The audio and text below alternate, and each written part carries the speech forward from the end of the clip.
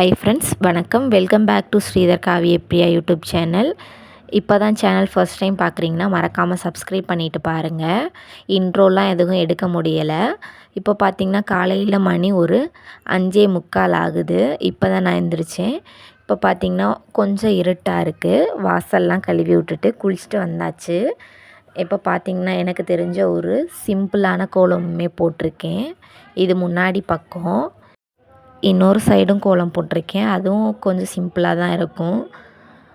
இப்போ பார்த்திங்கன்னா கோலம்லாம் போட்டு முடித்தாச்சு. காலையில் 6 to 7 வந்து சாமி கும்பிடணும். சஷ்டி விரதம்லாம் முருகனுக்கு இருந்திருக்கேன்.